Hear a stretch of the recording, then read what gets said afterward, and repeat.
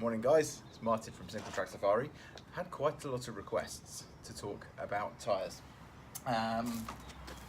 Tyres are one of those things.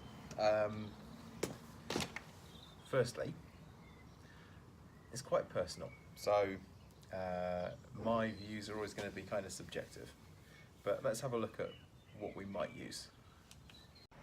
So it's a beautiful day here in the UK in May. It's going to be about 28 degrees today, so similar kind of conditions to what we have when we're guiding you. So what tyres do I run? Well, mine's simple. I use a Minion DHF on the front and a DHR2 on the back.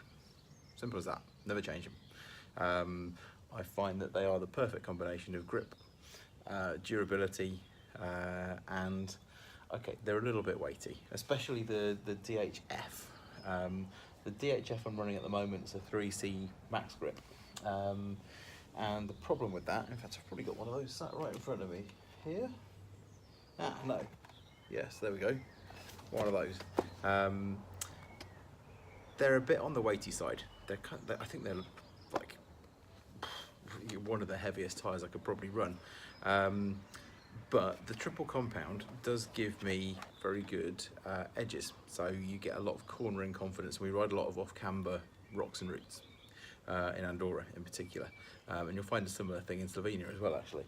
But running on the front, I get pretty good durability out of it actually.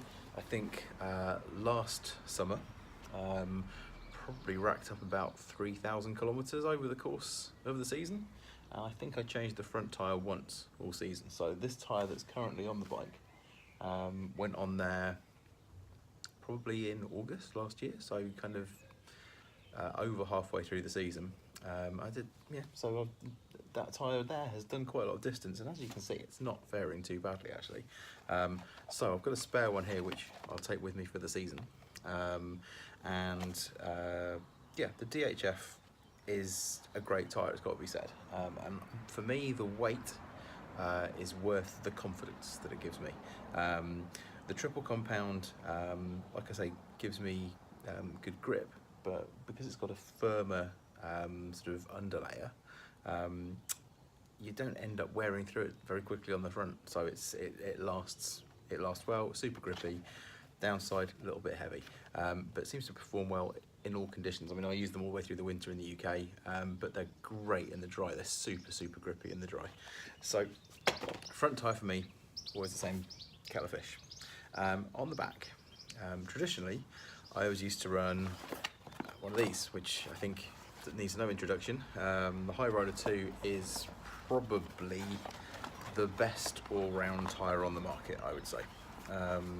This one here is a 3C Max Terra, which actually, we'll talk about sidewalls in a second because that's a favourite subject of mine, and seems to be something which people are very perplexed by, or unnecessarily obsessed with is another way of looking at it. So the High Roller 2 was changed so that the edges were reformed compared to the original High Roller. It was a redesign which meant that basically the original High Roller would suddenly break traction, so you'd be mid-corner, and the bike would feel nicely under control, and you'd just lean it that little bit further and suddenly it would just let go.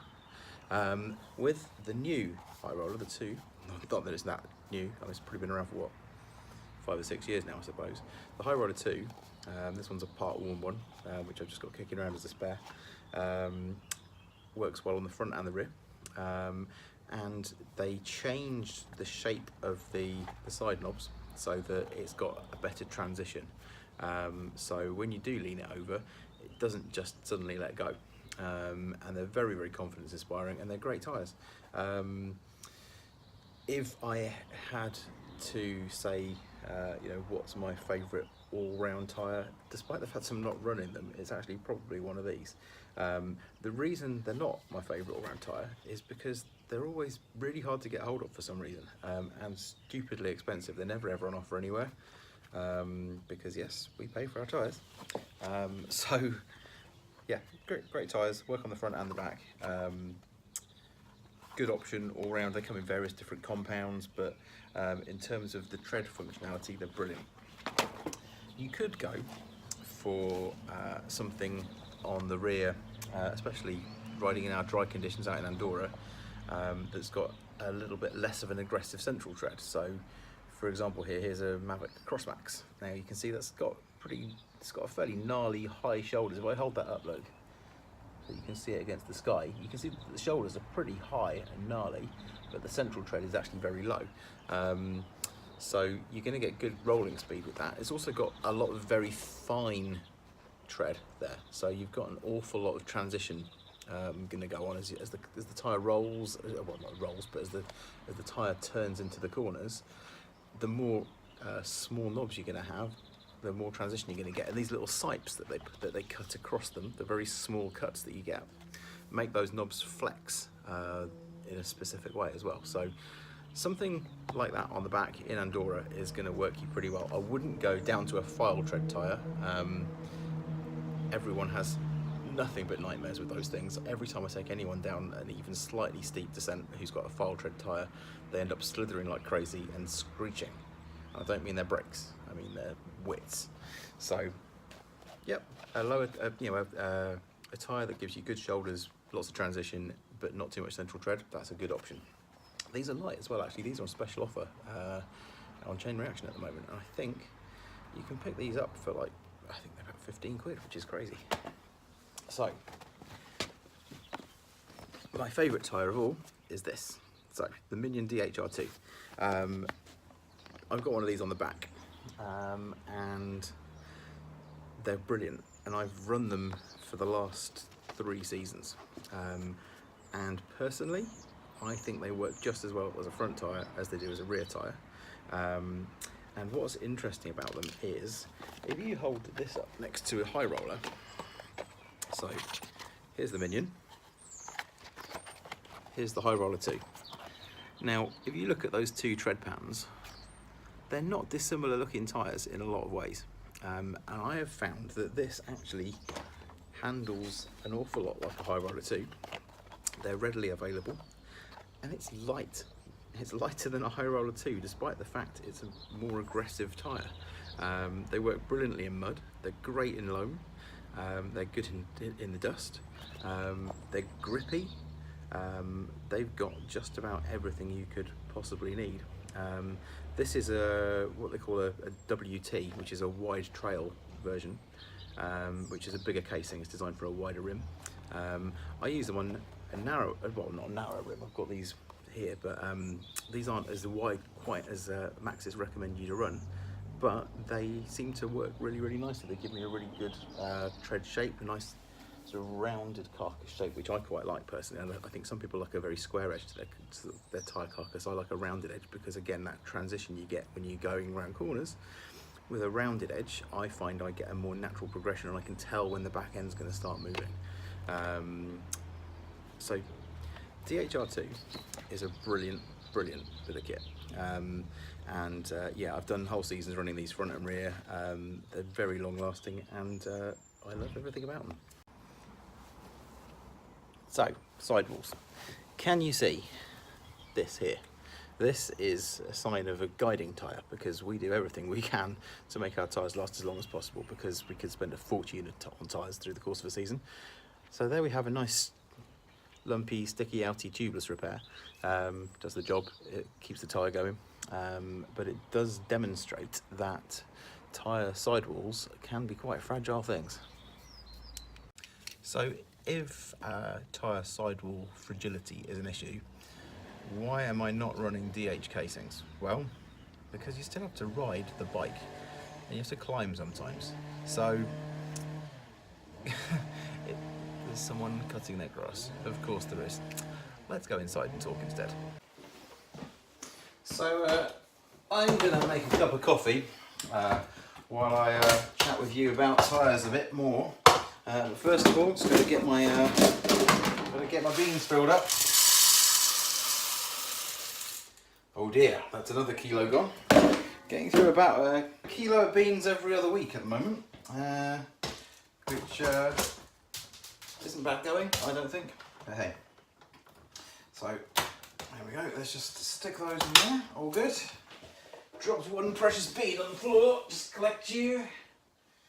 And yeah, no good bean goes to waste, so that's in there. Right, so, excuse me while I grind.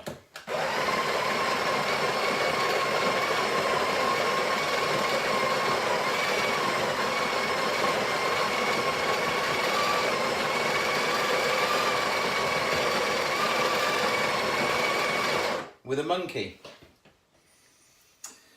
So, yeah, tyre sidewalls, that's what we were talking about, tyre sidewalls, right? So, why don't we use heavy casings? So, the reason we don't use a heavy duty casing is that we do still have to do a bit of pedalling.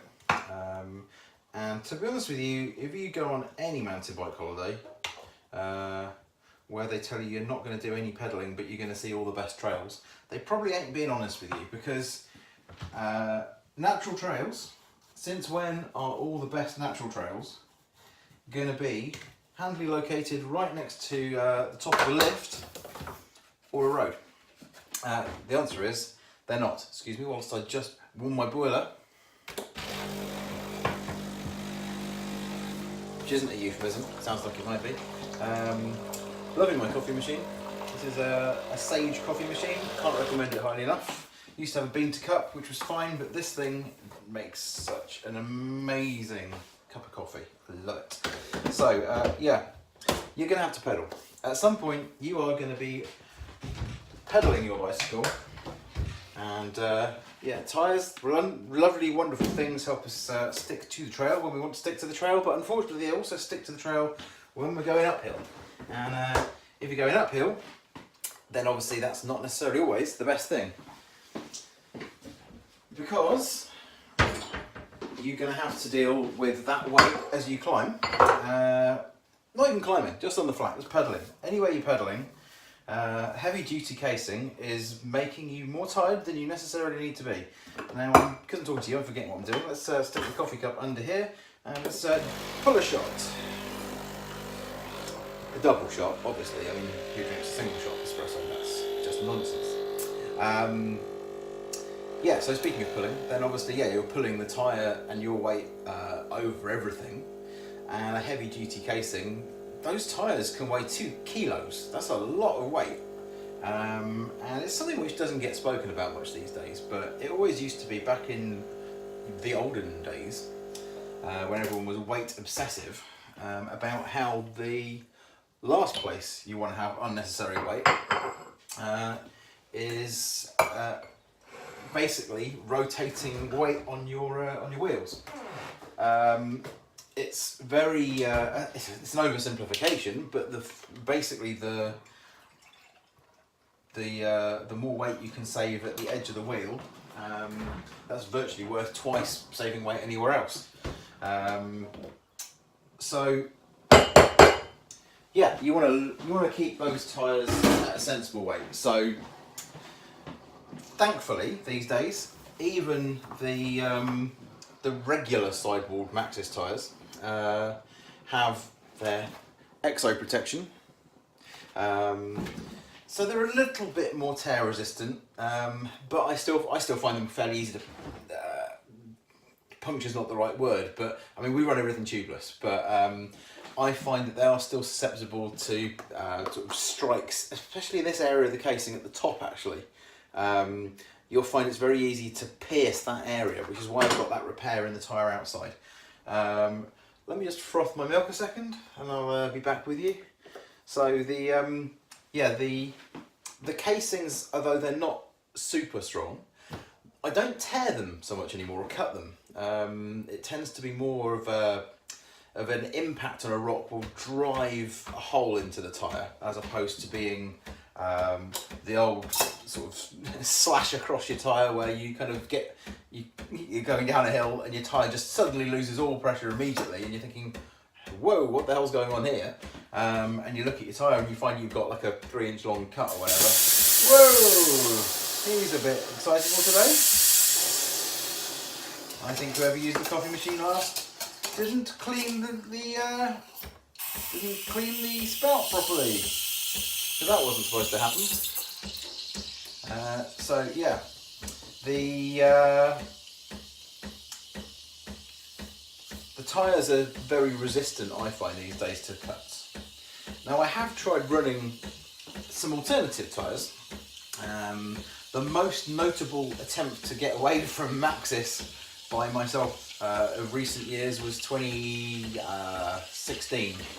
I ran, or tried to run, some Schwalbes. And I had, let's say, mixed results with Schwalbe. They were very expensive tyres. You're talking 70 quid a pop for a tyre, which is a lot of money. I had the new Racing Ralph on the back. Is it Racing Ralph? I think it is. The one that they bulked up quite a lot, changed the design of completely, and a Hands Dampf as well. And they were both 2.4s. They had snakeskin sidewalls. They were absolutely the best tyres that Schwalbe could offer me. And quite frankly, they were utter garbage. They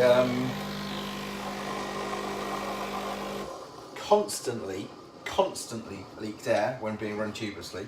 And I don't mean just air, they had dozens and dozens of little pinpricks all over the surface of the tyre, dotted around after every ride of fluid coming through the surface of the tyre. And I'm not talking about like actual punctures, the tyre itself was porous.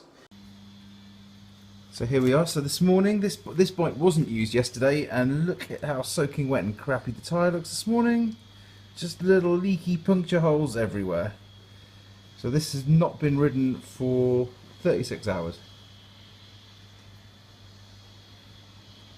So what is causing this? This is very strange.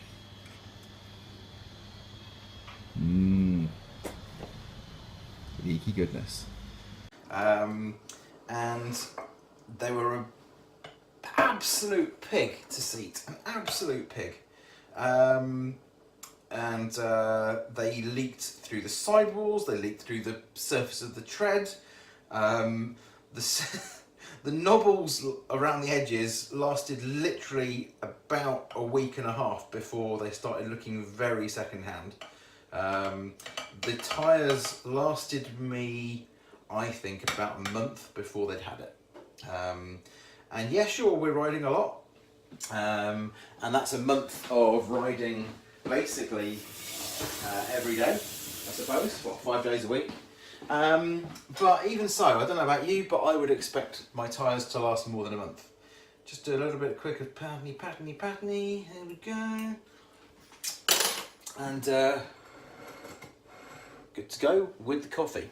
Yeah, so tried the snakeskin sidewalls, and yeah, they were robust. I did manage to create a similar injury in those to what I can do with a Maxxis, where I sort of stick I think normally it's probably a sharp rock impact into the top of the sidewall. It just makes holes quite easily. But you know, these things happen. You can't expect tyres to be invincible. And yeah, so I run a tyre which should, in theory, give me a decent amount of protection. Shouldn't be too easy to tear. But my primary focus is the feel of the tyre and the grip it gives me. And I also find that with the extra protective sidewalls, so sort of double skin sidewalls, etc., I find they feel dead. I don't get the same feeling in sort of grip, determined situations with a heavy duty sidewall as I do with a lighter sidewall. I find that degree of flexibility that you get from the tyre with a lighter weight sidewall helps me feel what's going on with the trail.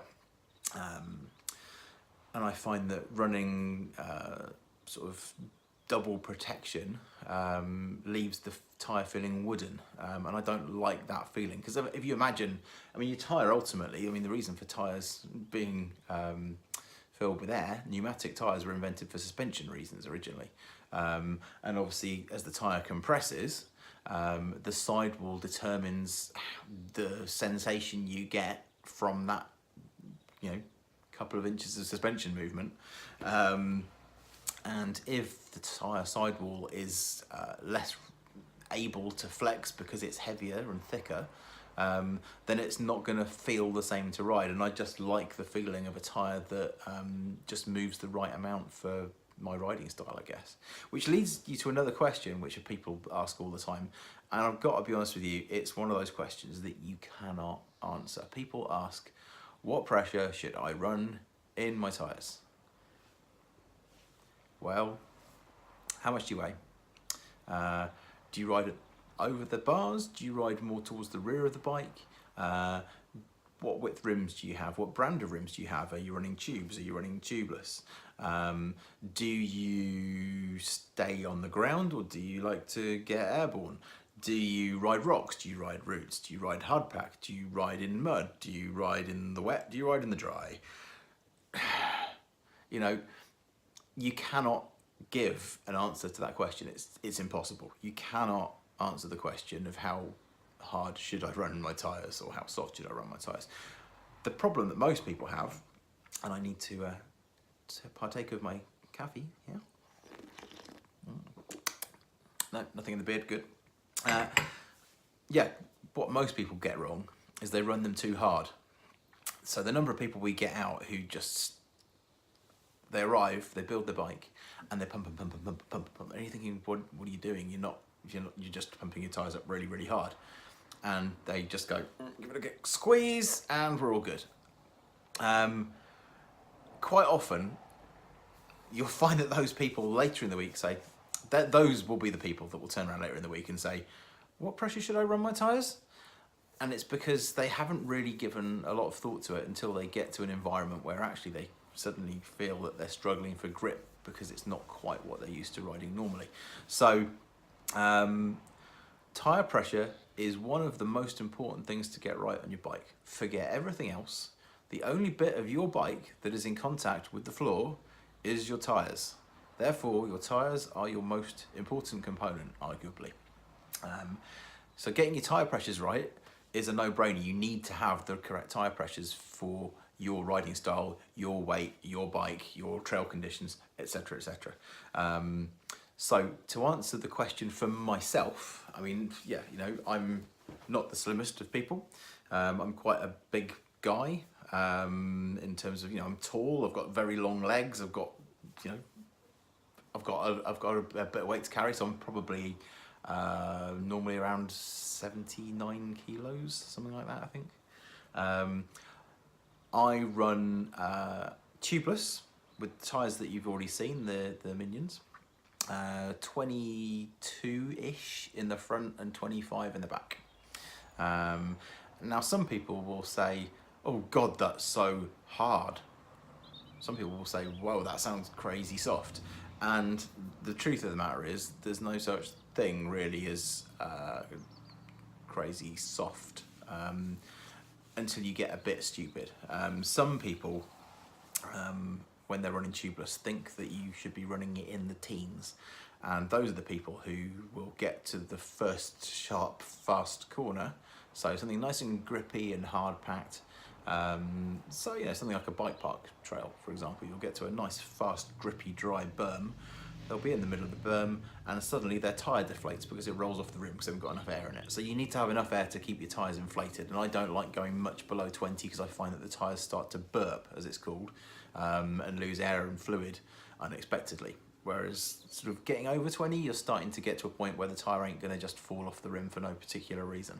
And personally, I'd always run a little bit less in the front than I do in the back, because that makes the front end of the bike go where I want it to go, and the back end, if anything's going to start sliding, I want it to be the back end, not the front end. So I like a nice, precise front end on my bike, and I like the back end to be a little bit looser, because that just helps my riding style, basically. So, and I think that's true of most people, because most of your weight's at the back of the bike, because most of your weight's in your hips. So you shouldn't really, your weight distribution should be somewhere in the center of the bike, but nature dictates that actually your back tire is going to take more pounding than your front tire, which is why you wear front tires out more slowly than back tires. So yeah, I run 22, 25. If I'm riding locally in the middle of the winter, that might go up because I might want a tyre that's a little bit stiffer. I'm not so worried about the tyre deforming to the terrain in the winter. So that might go up to say 25 and 30. But I get people who come on holidays, and I'm not kidding, they will pump their tyres up to 45, 50 PSI and think that's completely fine. And that's actually, when you're reaching that kind of tyre pressure, you're talking the realms of you ain't got the grip. You're not going to have grip with tyre pressure that as high as that. If you're commuting to work, that's fine. If you're riding, you know, a 10 kilometre, 1,000 metre descent over rocks and roots and dry, washed out corners, it's not going to help you. So get your tyre pressure right. And the only way to get it right is to experiment. You know, you need to try playing around with your tyre pressures and see what feels right. Get yourself a pressure gauge, get yourself a decent pump. Because there's a lot of people who pump their tyres up super hard, then don't really pay any attention to their tyres at all whatsoever until the next time they ride their bike. And they'll go, no, it feels all right, I'll carry on today. And they might not pump their tyres up again for another 3 or 4 months. Because they'll go, oh, today it feels a bit squishy, so I'll put some more air in it. And that means that their tyre pressure has started at 45 PSI and is now maybe down at like 15 PSI because they haven't pumped it up for 3 months. Tyres lose pressure all the time. Tubed or tubeless, you are losing tyre pressure all the time. It's a fact of life because these things, whilst they're theoretically airtight, they are still slightly porous. And the air escapes through if you're running tubeless, through the tyre, through wherever the tyre is engaging with the rim. There's going to be a little bit of loss of air at some point through sort of natural circumstances. Valves leak. It's just a fact of life that tyres gradually go down. So keep an eye on your tyre pressures. Learn your tyre pressure. Find out what works for you through experimentation. Check it every time you ride, ideally. But I personally would check my tyres every other ride, probably, in reality, in the summer, because we're riding so much and we're out of bed so early to come and meet guests in the mornings that we don't necessarily have quite the same amount of time as we might do normally, but we're out all the time. So yeah, we'd noticed that our tyres were starting to lose pressure pretty quickly. So yeah, get your tyres inflated to the correct pressure for you. Keep them inflated at the right pressure for you and monitor it. Pressure gauge only costs 15 quid or something to get a digital pressure gauge that will give you a super accurate reading, and you can then work from that beautifully, and you'll get so much more grip and so much more confidence than you will just pumping your tyres up to some random pressure that, generally speaking, you've got no idea of the genuine situation with. So yeah, overall, to summarise, tyres are an intensely personal thing. But my personal recommendation is you can't go far wrong with Maxxis. High Roller 2, Minion, if you're going to want to run the same tyre front and rear, go for the DHR2.